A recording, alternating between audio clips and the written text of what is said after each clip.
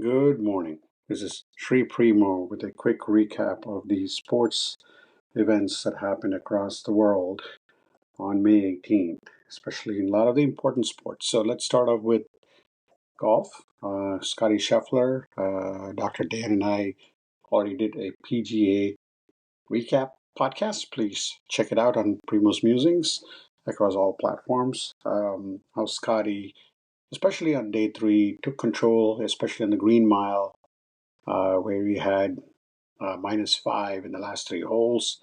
That established a stronghold on the championship. I mean, he was -11 to start the day, and he looked like he was going to relinquish that lead early on, especially in the front nine where he shot a 37.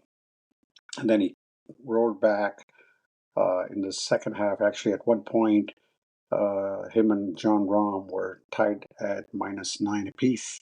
But Scottie continued to be consistent, continued to put the ball in the fairway, made some uh, great birdies in the back nine, and Rahm faltered along the way, along with a lot of other golfers as well, like Matt Fitzpatrick, Bryson DeChambeau, JT Poston. Pretty much the field around him was crumbling as Scottie Scheffler continued to maintain consistency and finally won the tournament with 5 strokes. A 5 stroke lead. Its domination towards the end puts him in rarefied air for among two players, or he's among the three players who has actually won 3 majors and 15 PGA events by age 29, and the two others are Tiger Woods and Jack Nicklaus, not bad when you want to compare him to that. But again, there's a lot more golf to be played in his career, and let's see if he'll reach the uh, top echelon golfer rarefied air like Jack and Tiger. So quickly going down to Rome Italian Open, where tennis was in full flow with Carlos Alcaraz and Yannick Sinner. Sinner coming back from a 3 month ban. Carlos coming back from minor injuries. He had to pull out of the Madrid Open as well. And in the first set, they were matching shot for shot. Both of them were holding serves until it came down to the 12th game, where Alcaraz was down 15-40, and Sinner had two easy chances. But I mean, if he had played that differently, he would have. He said that he would have done it differently. How he had played those 2 points. But coming down to the match, it was 15-40, Alcaraz serving. Sinner puts the ball in the net, and then Alcaraz comes up with another huge shot. And then once it went to the tiebreaker, Alcaraz quickly jumped onto a 3-0 lead.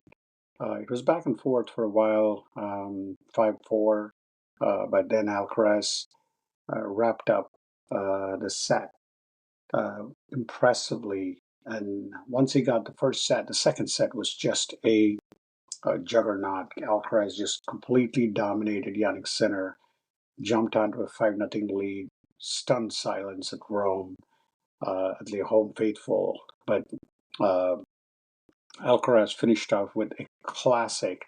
I mean, he had a drop shot. Sinner comes in, tries to put it across the net. Alcaraz had a full stretch, hit the racket into an empty court that wrapped up the win for Alcaraz. So Alcaraz now goes on to win. He's got the momentum to win the French Open, but it won't be easy because I think Yannick Sinner has now played on clay. He's got the match experience, and then there's all the other players that you're going to see in the French Open. It's much different than other surfaces.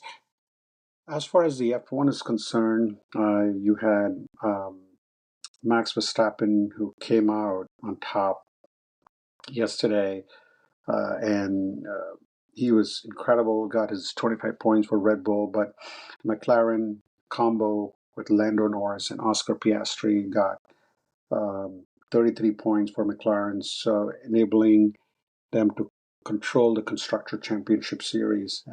You had Lewis Hamilton finally finishing in the top five, got points for Ferrari, the home course for Ferrari. And I think it's going to be good as they go into the rest of the year. As far as the team standings, as I mentioned, you got McLaren 279, Mercedes with 147, and Red Bull at 131. So a lot of catching up to do for Red Bull. I don't think Red Bull can win this at this point, the way it's structured at least. Um, and from a driver standings as well, when you look at, you got Piastri with 146, McLaren, and then Norris at 133, and then uh, Max at 124, uh, and Russell at 99. So there you go, very close um, matches going on at this point. So in the NBA, you had the Thunder finishing up the home court. They were able to finish easily, completely dominated the Nuggets. The game was not even close. I mean, except for maybe in the first quarter when Denver was up 26-21, and after that, 19-point second half, and then 11-point third half was pretty much put the game away. And unfortunately, the Nuggets, Joe Kickley had 20 points, but you got Gilgis Alexander scoring 35 points, and then Williams scored 24. So Nuggets move on. So we now know where we are in the NBA. You have the Timberwolves and Thunder, and then the Cavaliers, the Pacers and the Knicks. So tomorrow, actually, it's very interesting that they have the Western Conference tomorrow, while the Eastern Conference is not until Wednesday. You would have think it's the other way around. Anyway, that's where we are with the NBA as well. And with that, we wrap up the daily recap. I also would like you to listen to my interview with Mel Simon, who's on 1/3 of his cycling adventure across the United States. A lot of exciting stories that he had to share. So please do listen to it on the podcast. Thanks again for listening, and have a good rest of the day.